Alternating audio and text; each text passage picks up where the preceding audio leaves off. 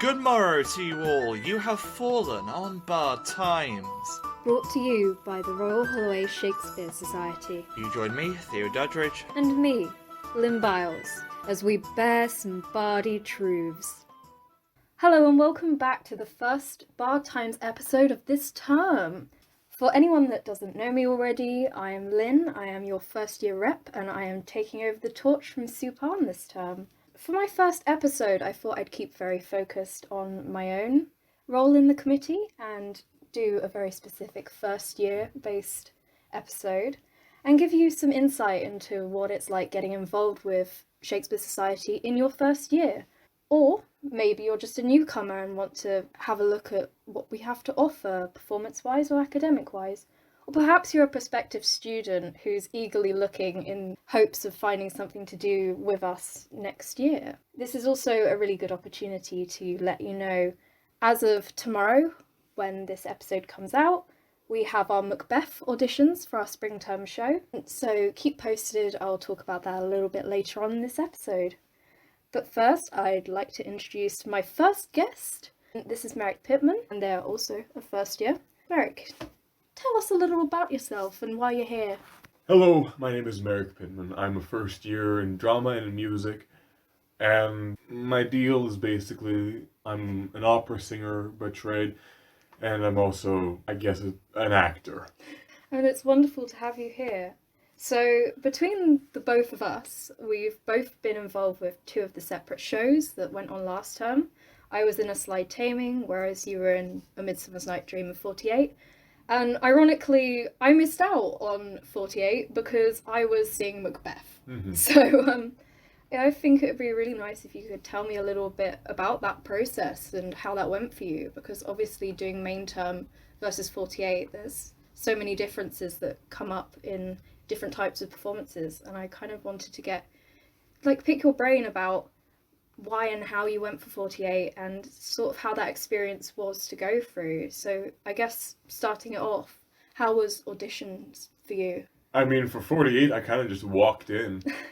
I mean, I was early to my audition because nobody was there. Well, I suppose that there's nothing wrong with being early, and to be fair, one reason I love Shakespeare Society and performing with them is because of how chill things are. You still get a sense of being in a proper show and how things work in an industry-based standard, but the people that you're sharing time with, it's always such a lovely atmosphere. And I mean, just having somewhere where you don't feel scared to go in. I feel like with me, when I got the Taming auditions sprung upon me in the first week, it was kind of like, okay, I can do this. And I think that sort of encouragement you get in those early stages is really good.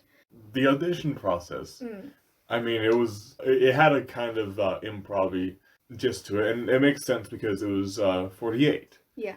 And I was basically given a choice between three objects, and I had to pick it up and give a pitch about it. Yeah. And that kind of, it's something that I haven't done before. I mean, I've done a bunch of similar productions because I've done a lot of productions with a company back in Las Vegas, which is where I'm from, with a company called Bard at the Bar. Which is a Shakespeare company that does stuff exclusively in bars and whatnot, which is always fun. And they always do something truncated and, that kind of stuff. But it's always casual. So yeah, it had that kind of vibe. Yeah, and I think what is really lovely about Shakespeare Society is you just kind of go along and you, at the end of it, you come out of a show that you do feel proud showing people, but at the same time you have the ability to kind of make it fun and make it your own and really get a chance to explore, which I think that's great. So kind of condensing the rehearsal period down to 48 hours, I can imagine that's kind of a challenge with Shakespeare. I think I'd find that quite daunting, but how was it for you? I mean, when you're keeping all of your actors on book, it's definitely a lot easier. Yeah. Especially, given 48 hours. Though it isn't continuous 48 hours. It's just, a very much so cut down 48 hours. If you're doing that, it's easier. Yeah. It's easier on the load, I'd say. Yeah. Makes things definitely better, especially with the whole wordiness of Shakespeare. Yeah, I think that's where a lot of people kind of can slip up. Mm-hmm. And I think we're quite lucky that we have so many amazing dramaturgs, because Bernice was your dramaturg, wasn't she? Yeah. So having so many dedicated dramaturgs in Shakespeare Society, I think it's one of those roles that people don't know about when they come to uni, and then suddenly they hear about it and they kind of do the work behind it. I mean, I did some dramaturg work on a bid that we bid for this term, for our spring term show. Mm-hmm. And I mean, it's one of those things where, so I do English and drama, so that's one of the things that for me I found very, very interesting looking at. But yeah, breaking down how wordy Shakespeare can get is one of those things that either makes a performance or kind of makes it all over the place. So having that kind of understanding of what you're saying and when you're saying it and the impact of what you're doing, I think that's really, really important, especially when you have such a short time period to kind of explore those ideas. So during that time, were there any highlights or pros of doing 48? Well, the cast was very much a perk. They were very fun, and it being in such a short time period, and just in general, it's very fun kind of community to be invested in. Oh, absolutely. I mean, I can only agree with you there. The people at Shakespeare Society are just so lovely. I mean, being a first year, it's so easy to kind of get swept away in the amount of people at Royal Holloway. It's insane sometimes. But I remember my first night when I moved here, I went to the pub with Shakespeare Society, and it was just like that. We just kind of, I got adopted. You kind of find yourself just part of a society and swept away into one area, but also you do have the opportunity to explore different areas, especially in performance. And it's lovely. Talking about opportunities, coming up we have our Macbeth auditions, which I will continue to keep plugging throughout this episode because we want as many of you to get involved as possible. You can find everything Macbeth on their social media pages, which is RHUL Macbeth.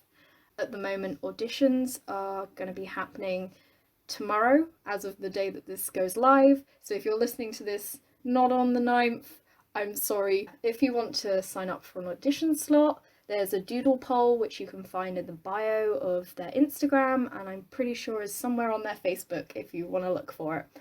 So please do come along, audition. It's guaranteed to be a lot of fun. I mean, as fun as Macbeth gets, but the people are wonderful, the crew are amazing, and I've worked with most of them before, and I just know that this is going to be a great, great show. So, if you fancy getting involved, doesn't matter who you are, how much experience you have, it's going to be great. Come along and join us. Stepping back from all things society, I kind of wanted to pick your brain on how theatre, from our two very different backgrounds, kind of has become such a large part of our lives. How did you really get into theatre? Well, I started out as a stagehand. Oh, lovely. Yeah, my mother is a stage manager professionally, and she, as it happens, you kind of get dragged in. Oh, I know the feeling, yeah. My dad, for those who haven't listened to other episodes, my dad is a professional actor, as was my granddad, so it's a bit of a family trade, so I absolutely feel you. So another thing that I'm really interested in is Shakespeare education, how people kind of caught wind of Shakespeare the first time. Mm-hmm. Do you kind of remember your first interaction with Shakespeare? Because I know a lot of people kind of have very vivid memories of studying Shakespeare in school, and it's usually a negative thing or something that they don't really gel with, and then they find later in life at uni, and then they get really into it. So kind of how was that with you? Back in I think it was middle school, I was introduced to Shakespeare, and it was required reading. Well, I had a choice of different required readings, and I chose Shakespeare as some of them, but I wasn't really into Shakespeare like avidly. I didn't like go out and watch Shakespeare of my own accord or anything like that. Given, I was in middle school. I wasn't, that into it. I wasn't raised on Shakespeare. I was raised on, Bionicle. Yeah. But later on, when I was actually working as a stagehand, I was introduced to the glorious world of Shakespeare. And that kind of got me interested in it as a thing. Yeah, I think definitely like seeing Shakespeare for your first time, it's really a game changer. I kind of had the opposite thing happened. Back when I was in middle school, we had, obviously we studied Shakespeare as well, but before studying Shakespeare, my dad had dragged me along to see The Merry Wives of Windsor in an open-air production that his friend was playing Falstaff in, and I remember my parents vividly saying to me in the car, you don't have to actually pay attention, you just have to kind of go along and show support. And I just remember watching it and being like absolutely awestruck that something, because Shakespeare through like social osmosis and like classism has kind of become this thing that people associate with like elitism and being really difficult to understand. And I think obviously this is what inspires me to do the work that I do. I remember sitting in that audience, I couldn't have been much more than like 12 at the time, 12, 13. And just like watching it and understanding.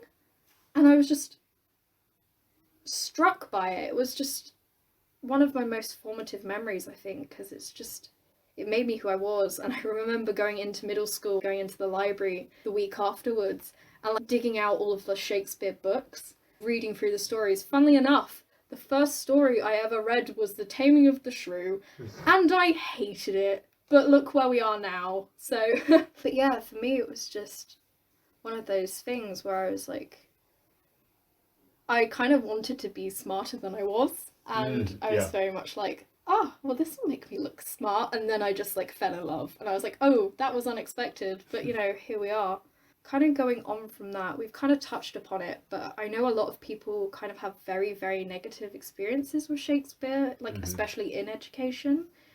And I kind of want to see whether that was the same in America versus here, because I know a lot of people that I talk to who have come from Britain. With secondary school, there's this universal kind of, we know the way that we teach Shakespeare isn't very good. Like, even I have negative experiences with learning about Shakespeare. I remember doing Merchant of Venice at GCSE, and I couldn't, the way it was taught, the structure of the way that we learn, it was very text-based when it really should have been physical. But I kind of wanted to see whether you experienced it more in English versus potentially theatre, and kind of how that was for you.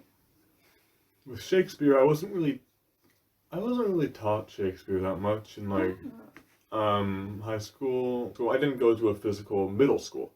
And middle school is where I was taught most of my Shakespeare. Oh, okay. But in high school, that's where I was taught things like The Crucible. And, I love The Crucible. Yeah, I played stuff. Mary Warren in The Crucible when I was like 17. Good times. But yeah. Yeah, there's I mean, there were a few like things we did cover Twelfth Night in high school in my senior year, but I believe that the way that it was handled was okay, I guess.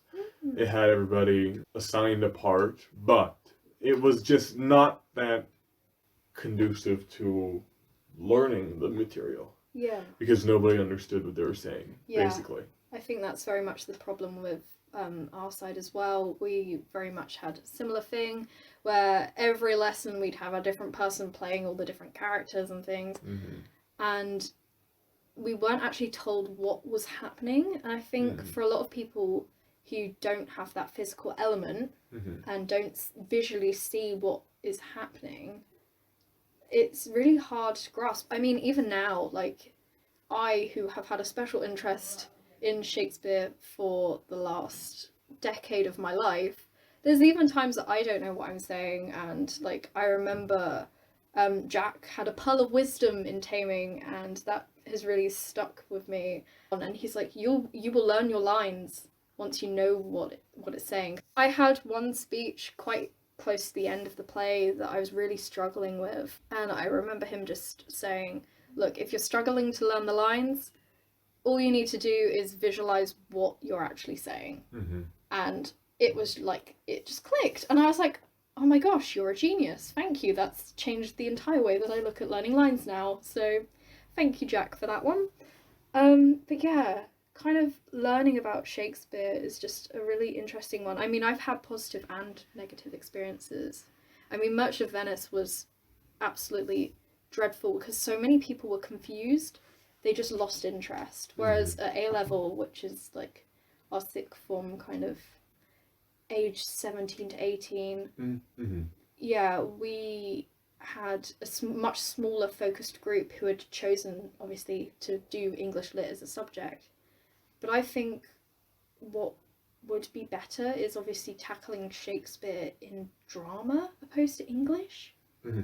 Yeah. Yeah, because I think that there's this quality of like performance that when you take that out of studying Shakespeare at any level, it kind of just loses its heart and loses its focus. And I don't know, there's something about learning about Shakespeare in English, even though the qualities of it as literature are like some of the best examples of literature we have in the English language.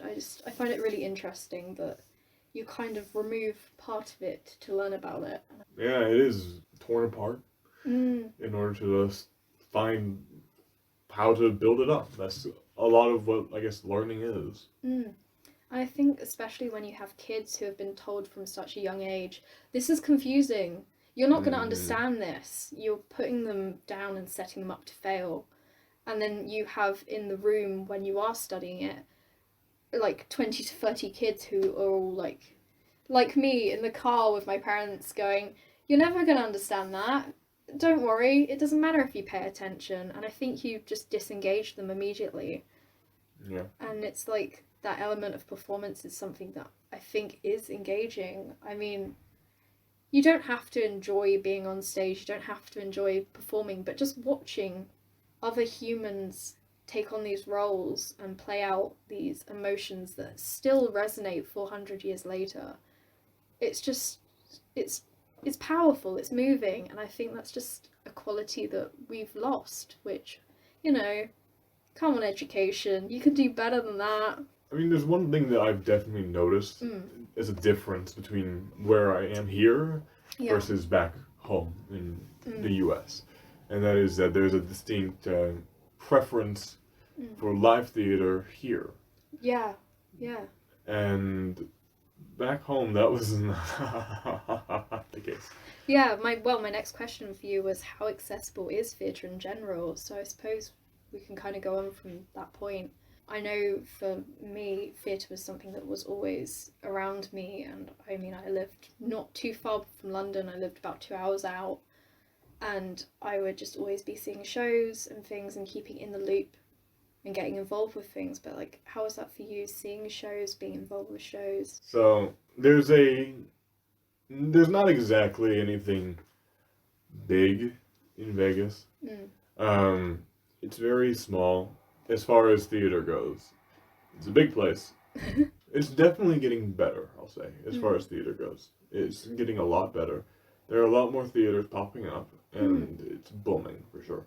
But back when I started, which was in 2012, 2013, something like that, there were maybe 4 community theaters. Gosh, yeah. And so there's one big one. It's called The Ranch, basically. Super Summer Theater is called. That's where I did the first show. It's an old one. It was around since, I don't know, the 60s, I believe. Oh, nice, yeah. Yeah. So they do, like, musicals.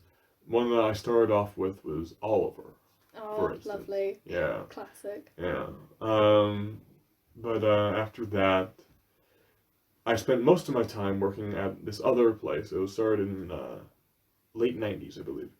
Called, well, technically not at the location I was at, but the company's been around since the 90s. Location's been early 2000s. It used to be called Cockroach Theater Company. Mm. And they were, shall I say, a bit ramshackle. They had one bathroom in the place that was for cleaning, and it wasn't a slop sink in it. Oh god. So you had to grab a little. This is when I was doing crew work. Yeah. So at this time, a very memorable moment for me was doing the normal heart. This was maybe, I don't know, 2014, something like that. Yeah. I would grab a pitcher and I'd fill it up with water from this sink, and I'd dump it into a larger mop bucket to fill it up so that I can clean the stage that has had groceries thrown on it. I mean, there's milk all over the stage from the scene on stage. Yeah. I mean, for one, it was absolutely awful every night. I can imagine. Oh gosh. On the other hand of things, it was absolutely fantastic. Because even though it's such a small theater community, and they're like, so there aren't many like theaters. Yeah. The community is so well knit together. I know so many people there. Yeah. Like it's so tightly knit, and they're really good. Yeah. Like some of them are actually like have trained here in the UK. I mean, one person that I worked under a little bit, several of them actually trained here, and it's wild how many of them actually did so much. And instead of going on to bigger places, they've actually gone ahead and been okay with this. Yeah. It's actually kind of comforting. Mm. I mean, sure, it's pretty okay to work as one of the Blue Men for the Blue Men Group. It pays the bills. Yeah. Why not? Yeah, definitely. I think for me, that kind of experience comes from watching my dad and watching his career. Obviously, watching the sort of different things that he did throughout my childhood. That was obviously like really interesting, and it's given me a perspective into the kind of stage community. I mean, I missed out quite a bit on getting involved with theatre from a young age, because I mean, I was in a lot of children's like acting schools and things like that, and I did that quite a bit. As I went up the ladder of education and I got quite ill, I kind of fell off the ball a little bit, but being here and starting back up with Shakespeare Society, and I ran a Shakespeare Society at my previous university, seeing those different areas and talking to those different people, even when I wasn't involved, was like really important for my own development, and it's kind of put me where I am today. And it's just so funny that you kind of go, oh, I don't want to follow in my family roots, I'm going to be rebellious and go do costume design or something, and you still end up in your dad's shoes. So what can one do? Yeah, so I suppose moving on from that, is there anything that you're looking forward to? Any like long-term or short-term goals or plans? Maybe getting out of Shakespeare Talk, or just being here in England in general? Any shows you want to see in particular whilst you're here? I mean, I would actually like to see Cabaret. Oh my god. Don't start me on Cabaret, I won't stop. I went and saw Cabaret this weekend, and it is one of the best pieces of theatre I've ever seen. It had Eddie Redmayne as the MC, and it was just very good.